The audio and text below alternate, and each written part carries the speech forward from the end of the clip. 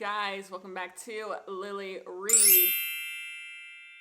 This intro is not going to be a long intro because we are finishing off in our book of the month reading series. So in my last vlog that I put up, I read 3 book of the month books. I enjoyed all of them, and so I am really excited this week to read 3 more books from book of the month. These are the last books that I got for the year, and then we'll have to do another video because the more books I get, the more it's just more books to read. And so we have 3 of them, and we're going to just read them in this video. I know you guys are moving, and hopefully you guys can't hear my sprinkler system that's literally going off on the other side of this window. So in this video, we are going to read Good Dirt by Charmaine Wilkerson. This author wrote a book called Black Cake that got a lot of love from a lot of people. It got a TV show over on Hulu, and this is her follow-up book to that. I am really excited to read this book. This is probably the book I'm the most excited to read. I feel like this is going to be a 5-star. I'm putting this on 5-star alert. We will see. The next book that we are going to read is Dirty Diana by Jen Besser and Shauna Festi. 2 people wrote this book. I hope you're not going to be able to tell 2 people wrote this book. This is a book I have not heard anything about, and so I'm curious about what's going to go on in this book. The cover doesn't give anything away. I actually think it's a hideous cover. So we'll see what this book is about. And the last book we are going to read is Liquid, a Love Story by Miriam Ramani. A lot of people chose this book as their book of the month pick. I feel like because a lot of people chose it, it must have been a light month. It must not have been a lot of stuff that people wanted. But I'm excited to read this book. Is this the first book this author has ever put out? Ooh, yeah, it's a debut novel by a young queer Muslim woman determined to marry rich. Oh, wow, interesting. Okay, that sounds like a good synopsis, so I feel like I'm going to enjoy it. Anyways, that is what we are going to read in this video. We have things to do. We have wallpaper to put up. Oh my gosh, just stuff to get done. Anyways, I will talk to you guys later when we start on a book, okay? Hello, you guys. It is our first reading clip of the vlog, and I decided to take on the longest book that we have left because I want to make sure like I have all my spirit, and I think this is the book I am most excited to read of what we have left. And I just think there's no way this book isn't going to be a 4 or 5 star. So I'm like, let's keep it going. After last video where I got 3-4 stars, I'm just like, what if we have a video idea and every single book gets 4 or 5 stars? What if that's something for us? So I said, let's start off with what I think I am going to enjoy the most, and it's the longest book. And it is Good Dirt by Charmaine Wilkerson. I told you guys in the intro that Charmaine, she wrote Black Cake, which is a book I really enjoyed. It's definitely a book in the upcoming years I need to return to. I have so many books on my bookshelf that like I gave 4 or 5 stars, and books that I gave low ratings to that I know at some point I want to return to them to see if I still feel the same way. Black Cake is a book that I really want to reread because I don't really remember much about it at this point. It's been about 3 years since I read it. Anyways, in this book, we are following so many people. This book starts off with a wedding. We have found out that somebody by the name of Ebby has been jilted at the altar. She was supposed to get married. She is a black woman. She was marrying a white man, and that white man decided he did not want to marry her. So she has been jilted at the altar. And that leads us to learning about Ebby's life. So we get into the world that is Ebby. Number 1, her name is actually Ebony. And she is a survivor of something really, really horrible. So back in the 90s, I believe, she and her brother were victims of a home invasion. Her brother ended up dying. He got shot by the 2 people who broke into their home. And her childhood was plagued by this moment. Everyone in the town looked at her crazy because she survived a home invasion where they were shooting up little kids. But she has felt like her entire life she has had to be the child that lived, no Harry Potter.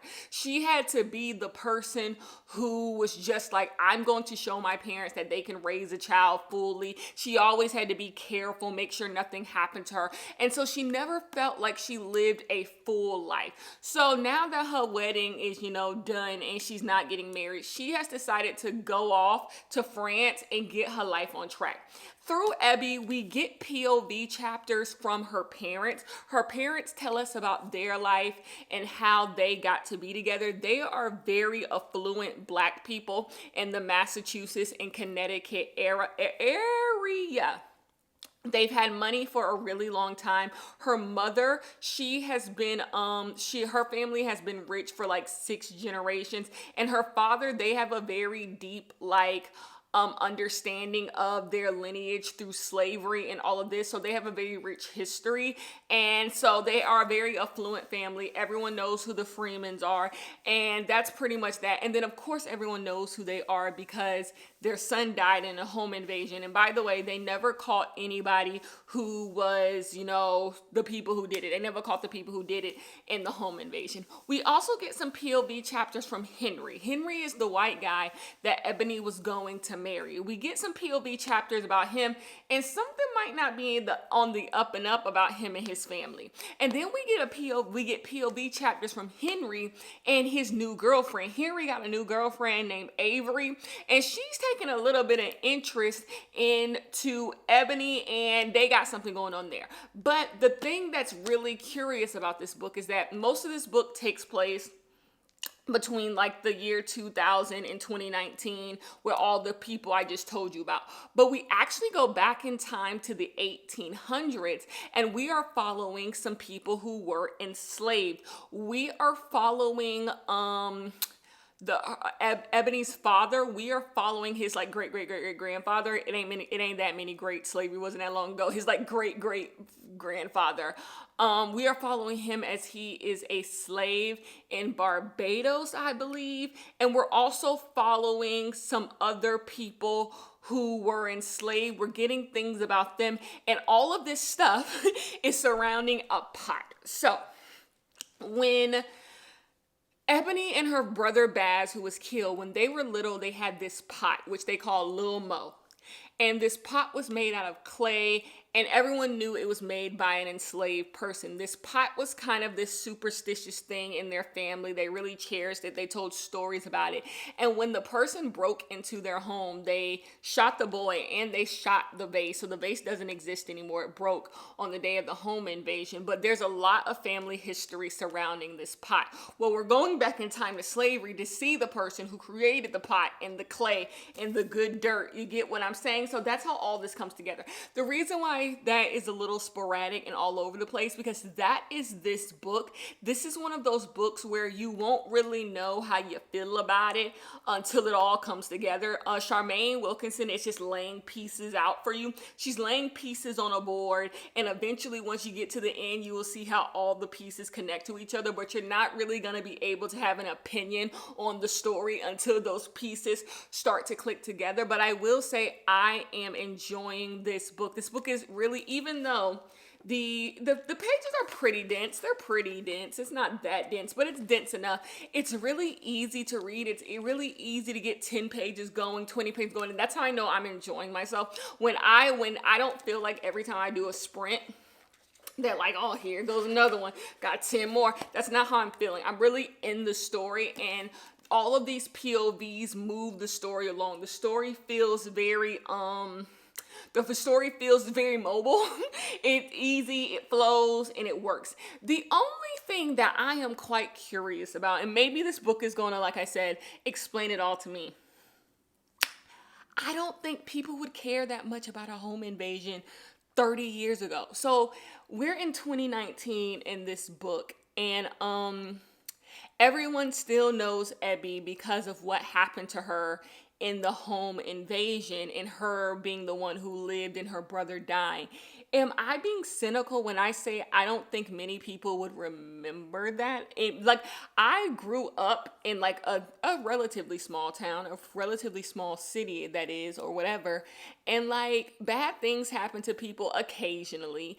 And like after a few years, nobody cared except a few people who care. And so I'm just, the big crux of this story is everyone's looking at Abby like her brother died, heard this, and it's just like, would people still give a damn? Like, the thing is, it was just a home invasion. Like, from what we see, like, it was just a home invasion. So I'm sitting here and I'm just like, that happens. Like, people get killed in home invasion, especially back in the day. It doesn't happen a lot now because of guns. Like, you run up in somebody's house, there's a good chance you ain't running back out, baby. Like, you're crazy to break into somebody's house in the year 2025. You gonna get a gun, you gonna get a bullet up your ass. But back in the day, in like the 2000s and then 90s, home invasions were a dime a dozen, and people used to get shot in those home invasions. So the fact that this is just so taboo, I get like a kid died. I guess the taboo thing is that they never caught the people. That's crazy. A little kid dying and they don't catch the person in a small town. Now that is nuts. But yeah, that's the part that be killing me. I'm like, damn, ain't no other news happen. Like, why does she expect everyone to just remember? But obviously, there is more to the home invasion story. I think if you're at, oh, I didn't even tell you guys how far I am in the book. You guys, I'm almost at the halfway point of this book. I've been eating this book up.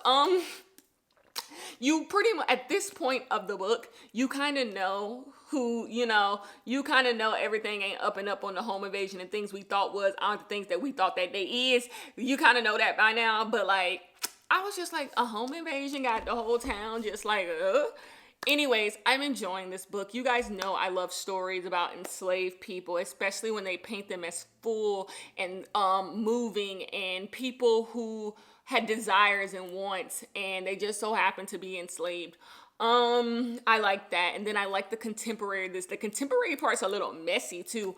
I'm enjoying this book. I'm going to continue to read this book. I will come to you guys when I'm finished with it. I don't think there's a point for me to come before then, because like I said, she's just laying pieces on a board and eventually they will all come together and connect. But anyways, I will talk to you guys later. We're gonna do some puzzling. I need to puzzle. And I will talk to you guys then.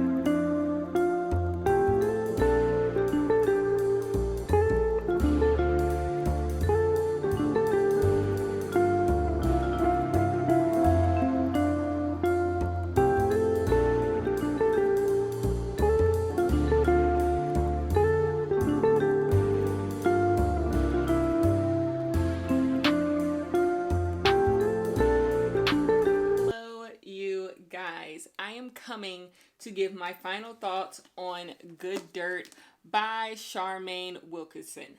I wish I was coming with great and positive news, but I unfortunately am not coming with that. I have to be really honest with you guys. I did not like the last half of this book, like actually at all. I found myself having to push through and push through and push through. It wasn't excruciating. It wasn't painful. I've read some painful books this year that was just like, why am I still reading this? That wasn't this book, because Charmaine Wilkerson is a very brilliant writer. But I just found myself not caring, and the setup of this book is just really, really good. We have this slave narrative, these stories about all these enslaved people in this woman's family. And then we have the story, the contemporary story of this woman who has been jilted at the altar, and she's trying to get over her brother's death from 20 years ago. There's something there, and you're waiting for these pieces to connect, and they do end up connecting. This is a coherent story. I get what this book is trying to do, but I found myself not attached to anything going on in this book.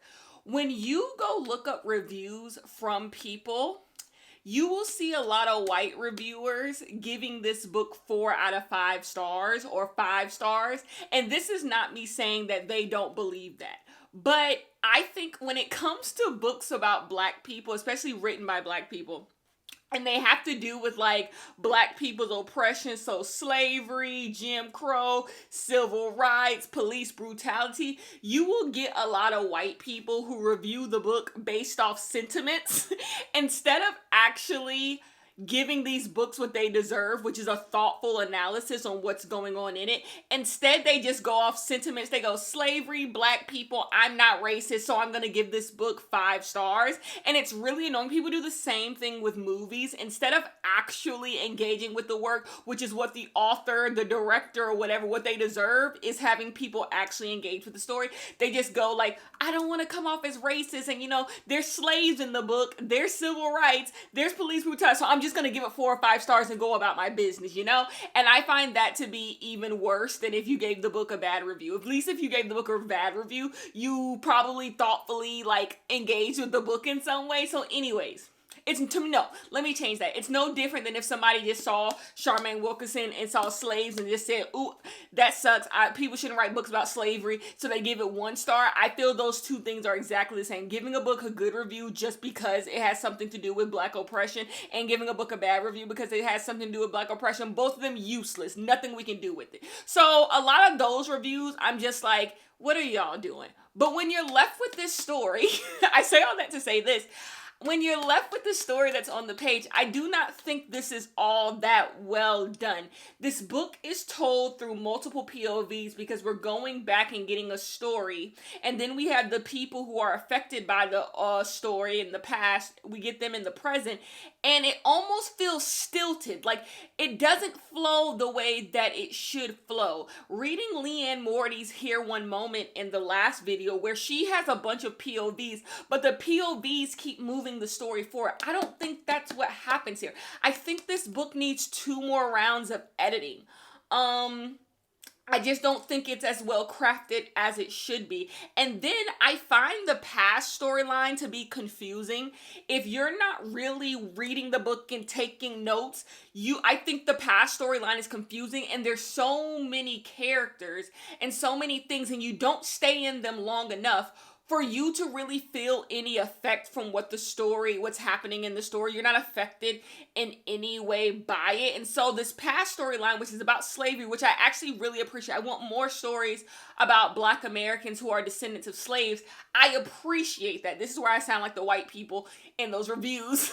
I appreciate that. And at times I think it is well done in the beginning. But the more she added to it, it just all started to slip through my hand. I was trying to grab a hold to it, like it's all going away, but eventually I was left not really caring all that much.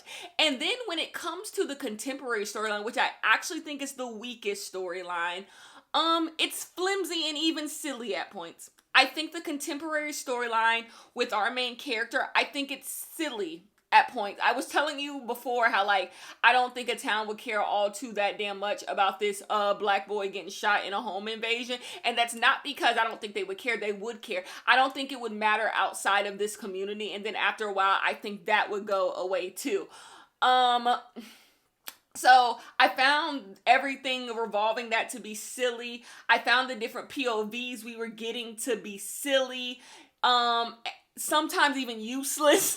I just don't think all of this comes together. There's a good idea there.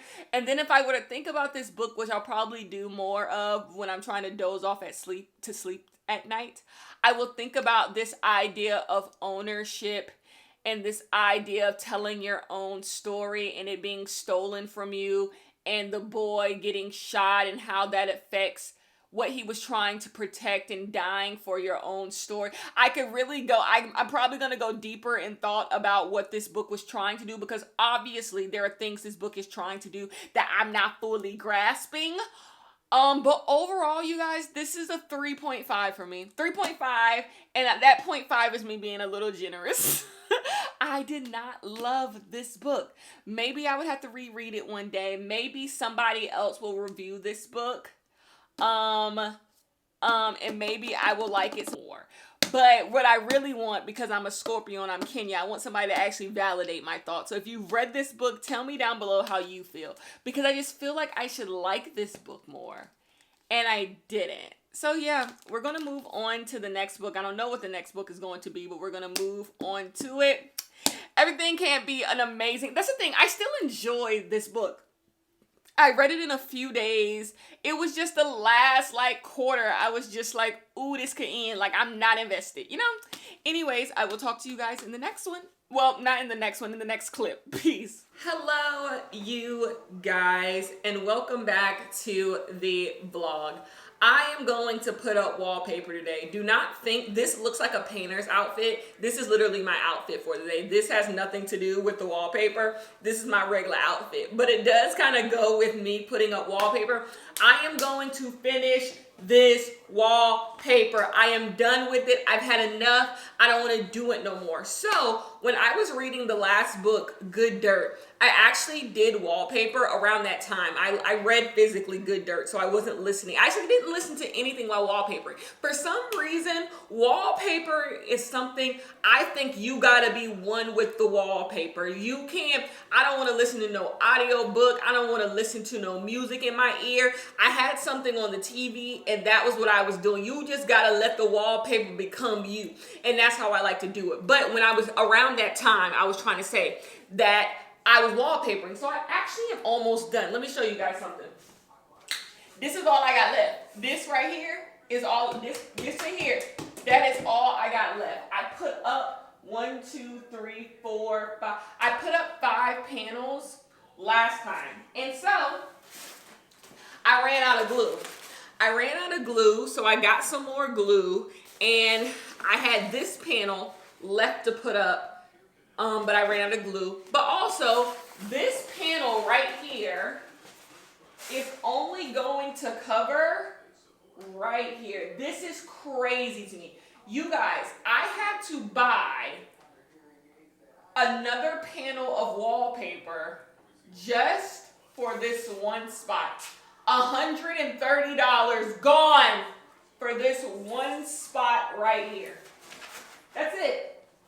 That is literally it. Yep, that's it. That sucks. That truly sucks. So I think you get 5, you really, for my wall, one panel covers that, one roll of wallpaper makes 5 panels for my wall. So I'm gonna have 4 extra panels of wallpaper, and I can do something with that. This wallpaper going someplace else in my house. I'm gonna figure something else out. Because that don't make no sense to me. I'm doing something else with that wall. I don't want to waste. The thing, it's so crazy.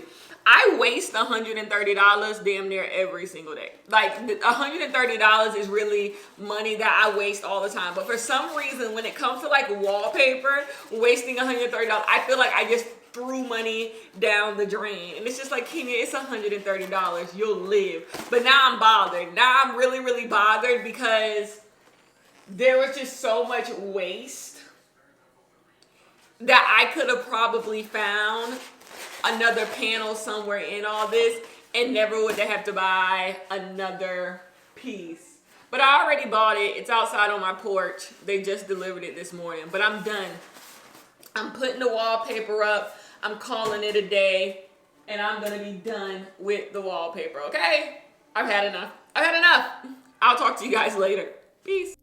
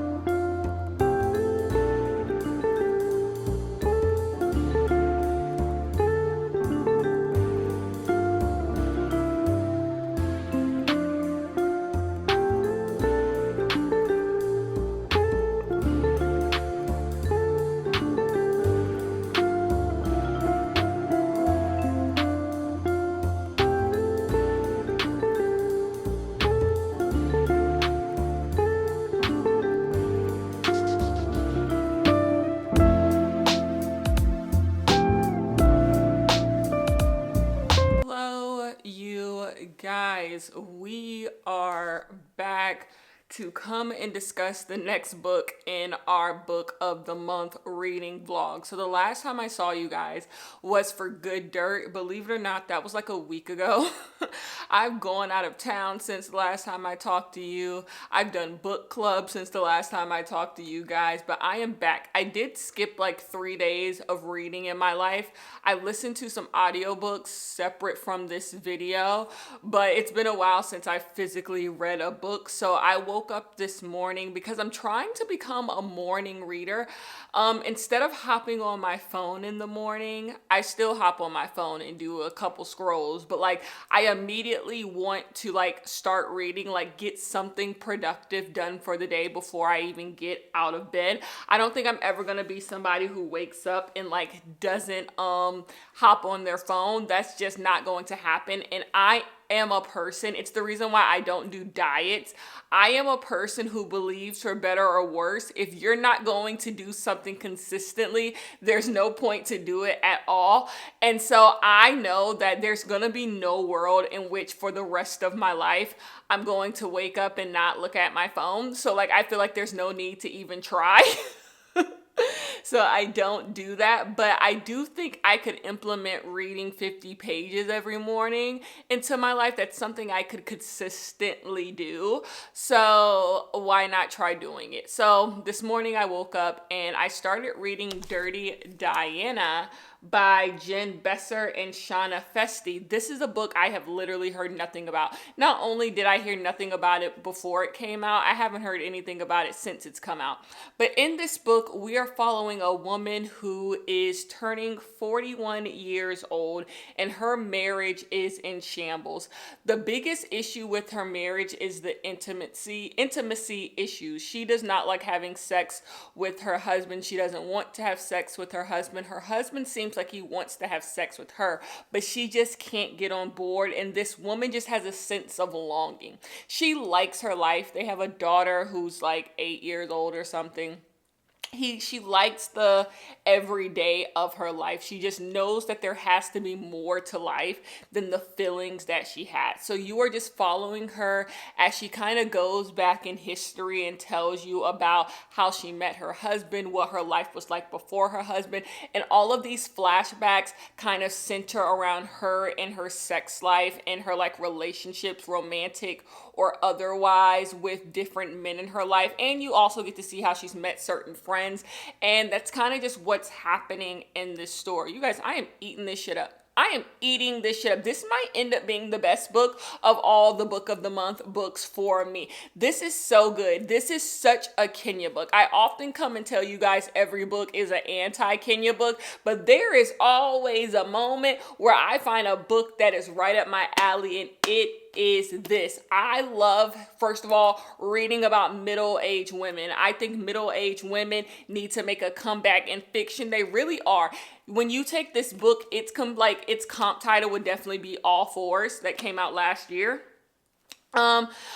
I love hearing about middle-aged women and their middle-aged women problems. And then number two, I love a marriage story. I love a marriage story. I love a marriage on the brink. I love it. And the writing in this is so good. So this is written by two authors, and you can't tell. I have a fear that when I read a book written by two authors, I'm going to know it's written by two authors.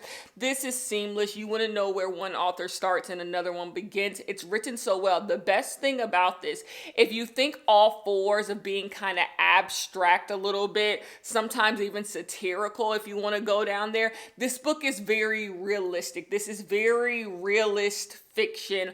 It's written in a very grounded way, and it's so good. No matter where you are in life, if you're someone who probably reads literary fiction, you're probably in your 20s.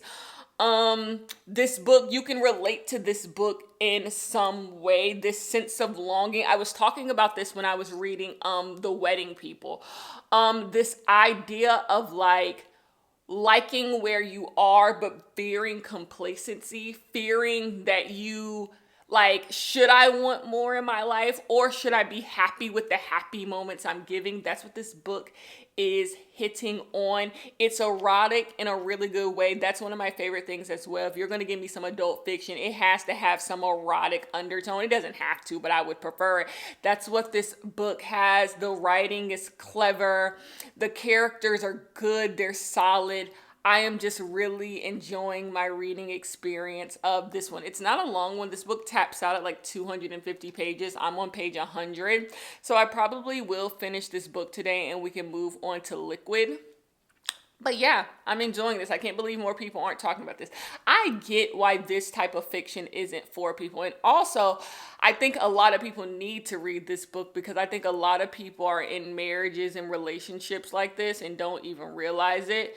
And there's something about this book showing how, like, her life isn't bad at all. She even talks about how, like, maybe in another time in her life, she dreamed of having a life like this. But, like, is that it? I think that's what this book is hitting on. Like, is that it? There's a moment in this book where she's turning 41 years old. And someone makes a big deal out of her birthday, and she's like, oh my gosh, I'm just turning 41. Today should have just slipped on by.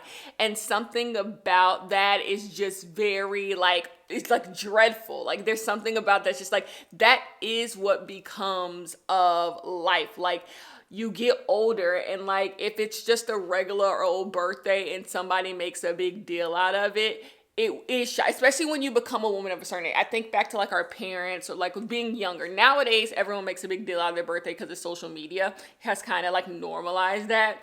But like a lot of people, it's just their birthday, and especially if it's like 41, like no one should really give a damn.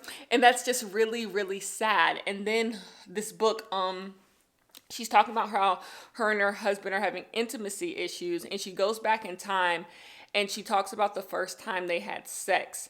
And she talks about how great the moment was. And then in the end, her boyfriend of the time asked her, like, did she have an orgasm? And she lies and says yes. And then the chapter just ends. And you take that moment, and then you fast forward 20 years later to where they're having intimacy issue. And there's something there with like the first lie that you tell, doing it in good faith, because she did enjoy herself. She just didn't have an orgasm. And that leading to like her now being miserable. She doesn't like having sex with her husband. And some like that connection, like something about that is, I think, a lot of people's reality, right? You're just so happy to be in a relationship with a guy and you like him so much, but you never think about yourself in the future. Because let's flip it, right? If you had sex with a guy for the first time and he didn't have an orgasm, think he would stay with you for the fun of it? Think he would stay with you for no? But like women that just expect it, like, hey, but he's a great guy and I like being around him. And so like this book is good. It's intentionally written. I am going to keep on reading, do some more stuff, and I'll talk to you guys later. Peace. Hello, you guys. We have good news. The wallpaper is finished on both sides. I have completed this wallpaper. There is still some things that need to be done. I need to do some cleanup on the ceiling where they got plaster on it, or the glue for the wallpaper.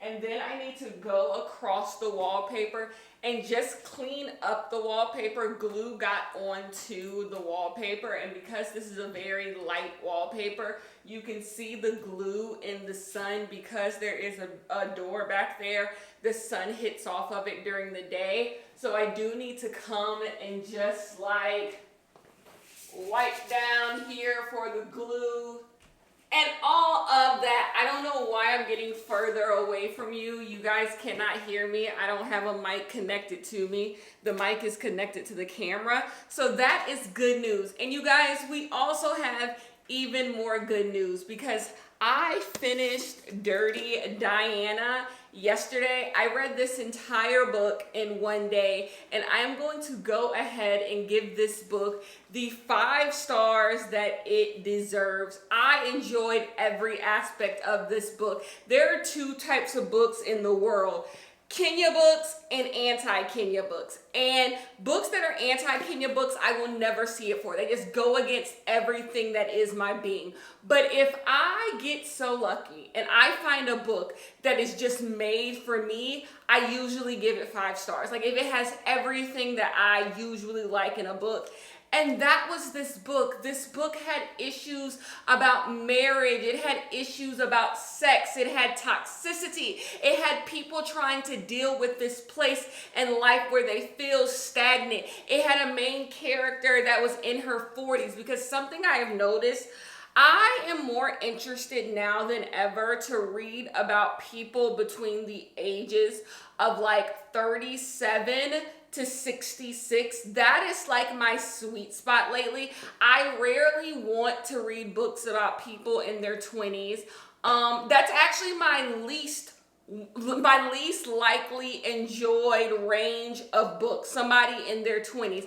I can read about teenagers because I can look at it and almost like, I used to be their way. And when I read about books of people in their 30s through like 60s, I feel like there's something on the horizon, like something I'm not able to like understand, and I can get an understanding. But because I'm in my 20s and I've been in my 20s for a minute, I just find that like that part of like life to be uninteresting at the moment. Now, once I'm no longer in my 20s, I'll probably see that group as I see teenagers now, like, oh wow, remember those days, right? But this book hit all of the marks. It was so well written. For this to be written by 2 authors, you cannot tell in the sense that like it doesn't feel choppy. It doesn't feel like one person wrote this, one person wrote that. It just all comes together. It's astute. It's just well done. And this is 5 out of 5 stars. And who would have thought? Who would have thought? This is why I can't let the book of the month go, because I would have never read this book if it wasn't a book of the month book. But anyways, we got to move on to the last book. And I already started this book. I read 20 pages this morning of this book because, as I was telling you guys, I try to read in the morning. And I was supposed to read 50 pages, and I only read 20 because I was bored. I was bored. You know how boring something has to be to bore you when you first open your eyes? Because when you first open your eyes, you haven't been stimulated by anything. So it shouldn't take much to get your interest, because it's just like, I was damn asleep 3 minutes ago. Baby, this bored the shit out of me. So I'm a little nervous about this. I'm going to already go ahead and put us on DNF alert. It's already the last book of the video, and I'm just like, DNF alert. I might not finish it. I'm not feeling it. It has that pseudo-intellectual writing style that does nothing for me. That writing style where like you'll read a sentence and like it seems like word salad. Like it's using some reference that you're not supposed to get, because like why would you? And it's like choppy, and it's just like this sentence means something to 5 people, but it doesn't mean anything to anybody else reading this book. And so I'm just like, I ain't got time for it. I'm not into the pseudo-intellectual, modern woman. I'm just not into it. I'm just not into it, where I barely know what the hell you're saying. But I'm going to keep on trying a little bit later. I need to eat breakfast. I already worked out. And yeah, I got to finish my puzzle. I am almost done with my puzzle. I just have that section left. So yeah, I'm going to do all of that, and I will talk to you guys later. Hello, you guys. I am here to give initial updates on Liquid, a love story by Miriam Ramani. Okay, so in this book, we are following a woman who is in her 30s. I believe she just graduated and got her PhD, and she don't have no money. She might have just got a graduate's degree. She might not even have a PhD yet, but she just graduated with, another degree, and they kicked her out of her housing because she's no longer a student. So she lives in Los Angeles, and she's just flailing along. She don't got no money. She don't got no TV. She just live in a horrible apartment. She has a best friend. His name is Adam. He is dating this woman named Julie or Juliet, and she keeps cheating on him, but he keeps running back. And so she's kind of had enough of Adam, because she's just like, I'm not about to sit here and constantly talk you through your toxic relationship that you keep, going back to. But one day, Adam gets cheated on and he invites our main character on a little, like, dinner. They go out to dinner. And on dinner, at dinner, they start talking about relationships. They start talking about money. And our main character comes up with this idea that she should, like, get into a relationship with somebody rich. She should see if she can go on 100 dates and find a rich man and, who will take care of her. Now, she's not really doing this in earnest. This is more so a research type of thing. Like, she wants to complete this for research reasons. She doesn't really think that she will marry somebody rich. It's just like, let's see if it can happen. So she starts on this journey of going on 100 dates to see if she can marry somebody rich. And so she starts with the dating apps and she tries to see what types of people fit in certain boxes that she will be able to navigate through. And through this, she learns things about race, she learns things about people, she learns things about upward mobility, she learns all types of social commentary, and that's what you are following her on. She is the daughter of an Iranian and Indian parent. I think they're Iranian and Indian. She is a Muslim. Her mother is also in academia. Her father, he's kind of on a downward trajectory. His career has stalled. The mother is the breadwinner, and they really don't want nothing to do with her because she's kind of flop city. She's kind of flop city, so they don't want anything to really do with her. They give her horrible advice, as we constantly hear from immigrant stories, that your parents just want you to make money and nothing else. And that's pretty much what's going on in this book. I gotta be honest with you guys, I switched to audio on this book.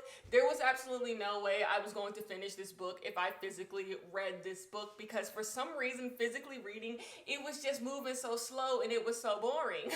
So I was just like, absolutely not. So I moved over to audio on this book and I'm getting through it. There's absolutely no reason why I wouldn't be able to finish this book. The audio book isn't great. I wouldn't even say it's good. The audio narrator is the author, and I believe there is a skill to being an audio narrator. And I think when authors are doing the audio for their own books, there's good things about it because the author knows like how to say certain things, how certain lines should be delivered because they are the person who wrote them, so they know the intention. But in other ways, it kind of just feels like the person is just like talking because they're not doing like, there's no like, style, there's no nothing. So it just feels like someone is literally talking to you and telling you a story. So it's not the best audiobook, but it's not the worst. So it's fine. I'm listening to it. I'm moving along. What do I want to say about this book? This book is a debut novel. In actuality, it's a debut novel, and it's a debut novel in how it reads. I don't think this book has a very high Goodreads score, and I'm gonna start off by telling you why. This book reads like a debut novel in the sense that a lot of authors, when they are writing their debut novel, instead of having the story move and exist and you're reading a book, it feels like somebody is telling you a story that they want to write. So instead of just giving you the story that they wrote, it feels like somebody is walking you through the outline of the story they want to write, and they haven't quite written the story yet. That's what this book reads like, and that's what a lot of debut novels read like, where it's just like, there's an idea of a story here, but I'm not sure I'm actually reading the story. I think I'm just reading a collection of your ideas. I think I'm reading your outlines, and it doesn't feel like the story is moving and walking, and I'm going from this date to this date to this conversation with this main character. I don't feel a part of the story. I feel like someone is telling me the story, and that's why I think when I was reading physically, it felt so tight. It felt so suffocating when I was reading it physically. I'm like, something about this book doesn't move. Another reason why it feels like a debut novel is it's very clear that this author is smart. It's smart, done all the reading, done all the astute observations, though some of them I don't find all that astute. Sometimes she says certain things as a black person, like she'll say something about black people, and I think it's off the mark. Like, for example, this is stupid. She starts the book off by watching Love and Basketball. And she makes commentary on Sanaa Lathan's character in Love and Basketball. And she talks about like what love and basketball means to black women. And I think in the As we stand in the 2025s, I think people look at love and basketball as actually more problematic to black women. But I think you would have to be in black culture to understand why people find love and basketball more offensive to black women in the 2025 landscape than they did when it first came out. This is not me shitting on love and basketball, because I'm a firm believer of like context, that it is okay for art to exist in the context of their time. And I actually think that makes art more interesting, instead of looking at something through a 2025 lens, taking your mind back to a time and understanding why this existed in this time and why people were able to like it, and then talk about what has changed now, because there's things we like now that we're not gonna like in 2040, right. But yeah, so there's certain observations that she makes about life when it comes to like black people, because I'm black, and I'm just like, well, that's not necessarily the case. And so it makes me wonder about like other observations that are being made and if they're actually the case. But that doesn't take away from the fact that I think this author is really, really smart.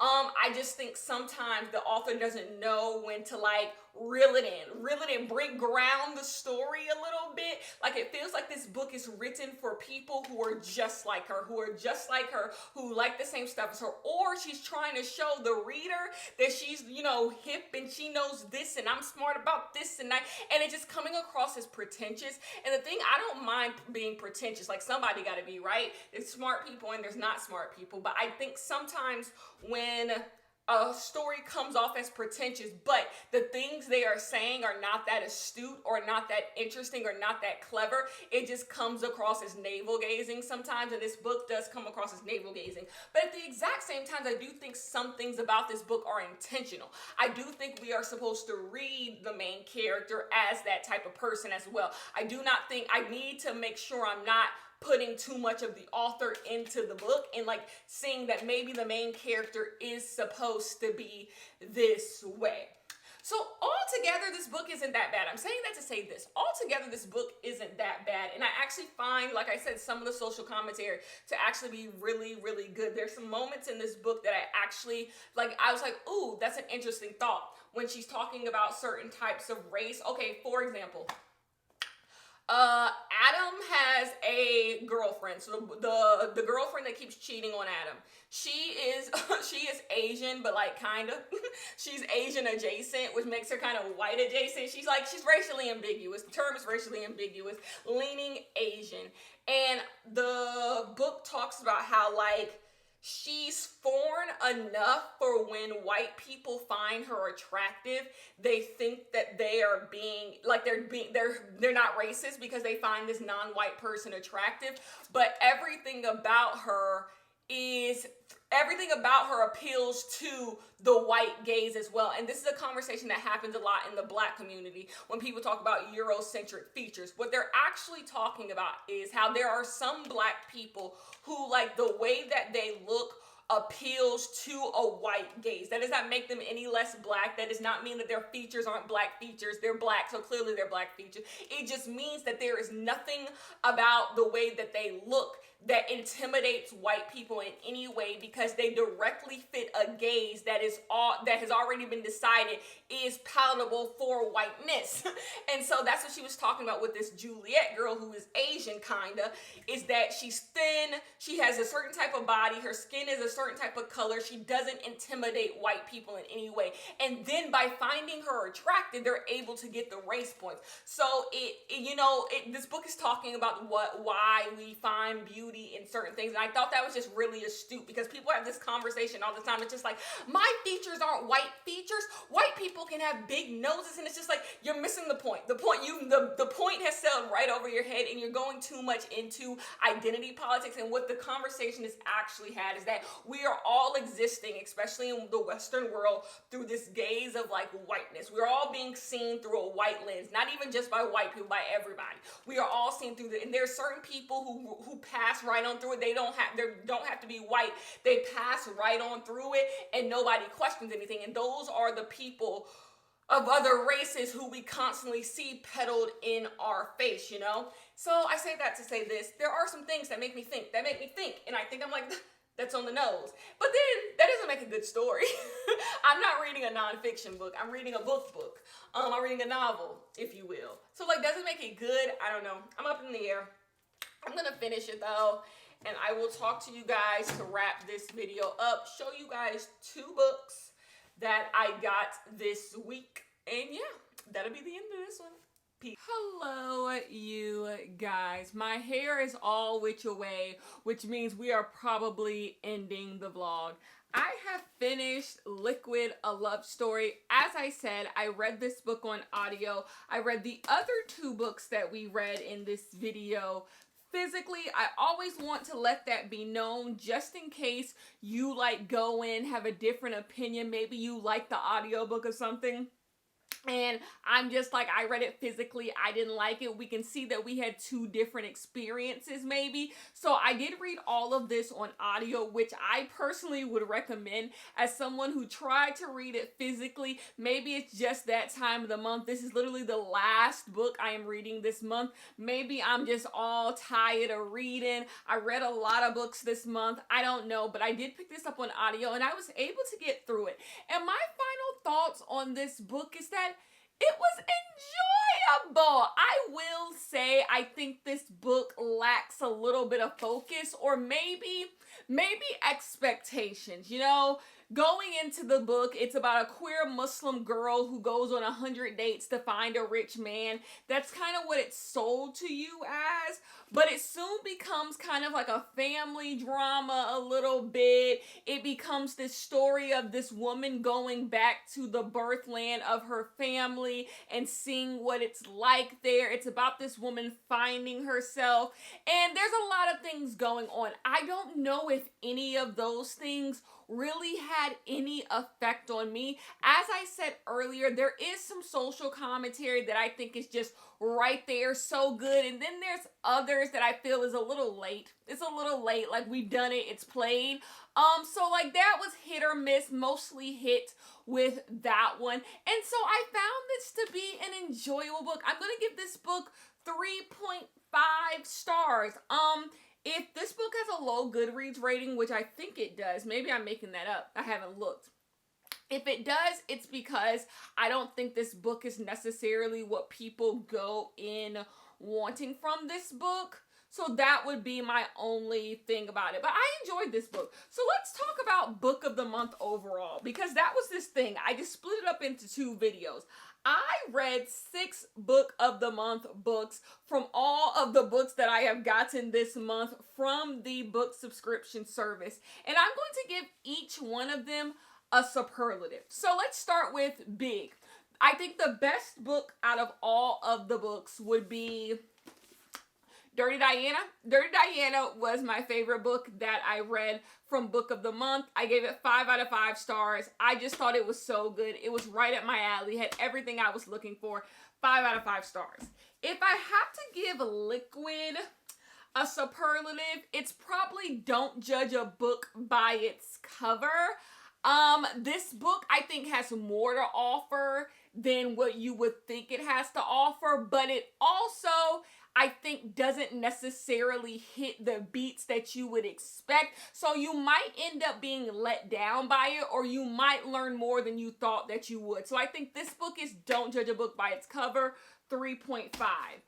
Biggest disappointment would go to Good Dirt. The more that I think about this, the more that I don't want to think about this book. I think when it's all said and done, I'm going to go ahead and give this book 3 out of 5 stars. I gave it 3.5 earlier in the video, but I actually think I'm going to settle on 3 stars on this one. I kind of think this is a bit of a mess. The next book that I am going to give a superlative to, and the superlative is I don't think I get it. I don't think I get it is The Lion Women of Tehran. This book has like a 4.25 on Goodreads. Like everyone is loving the hell out of this book.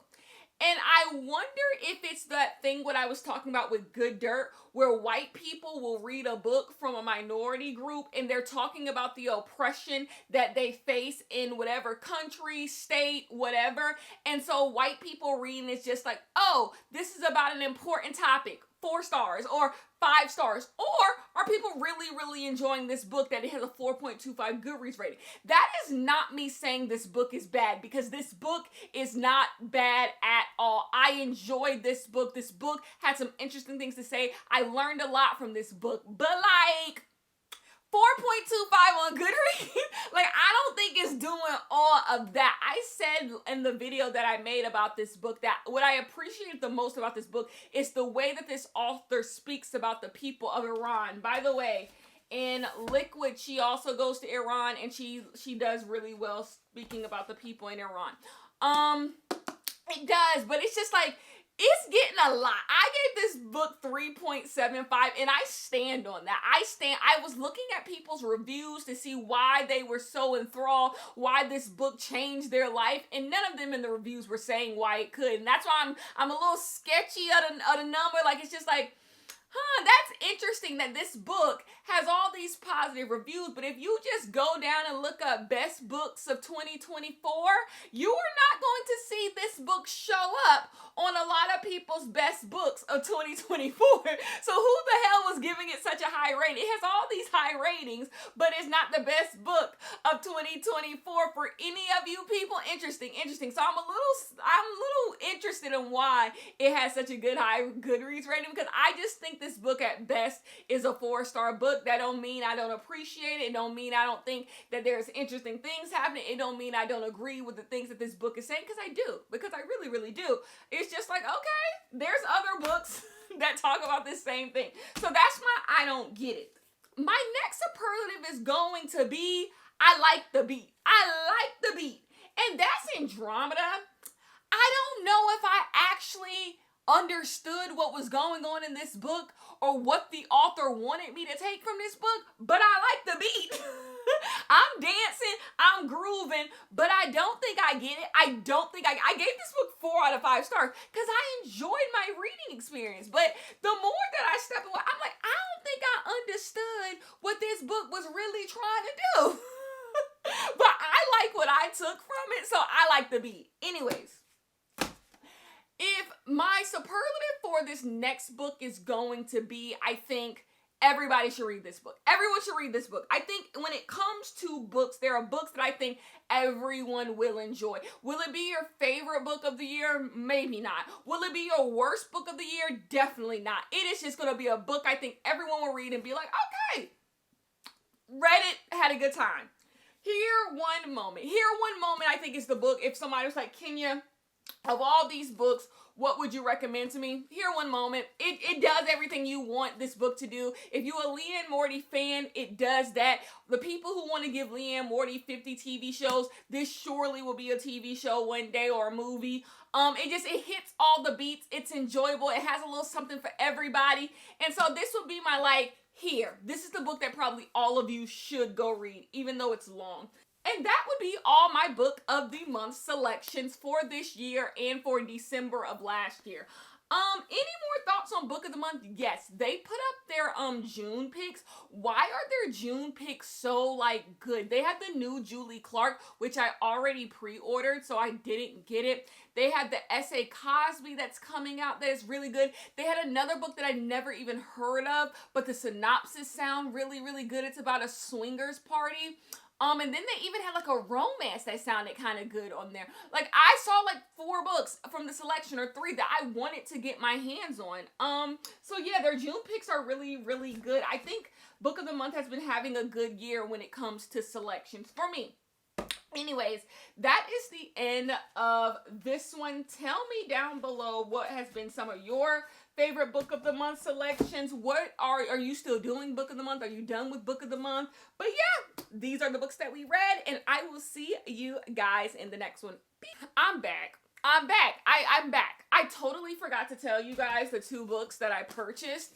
I purchased Isaac Songs. This is from an author that wrote Don't Cry for Me. Do I think I can find it for you guys now? I can't find it for you in this very moment, but this author wrote Don't Cry for Me. It's right there. You can't see it, but it's right there on my bookshelf. And so I really enjoyed that book. So I picked up Isaac's songs. So this is another book that was a book of the month selection, and I didn't get my hands on. Like, book of the month be having a selection sometimes. And then I decided I'm going to read my first Brandon Sanderson book. I don't think I'm ever going to be one of those people who read like The Will of the Many or whatever that series is that Brandon series. I'm never going to read that. Never. But I do think I can dip my toe into Brandon Sanderson and see what the hell he got going on. And so a lot of people say if you're new to Brandon Sanderson, Tress of the Emerald Sea is a good place to start. So hey, I got my hands on Tress of the Emerald Sea. Anyways, now I'll let you guys go. I'll talk to you guys next month. Peace.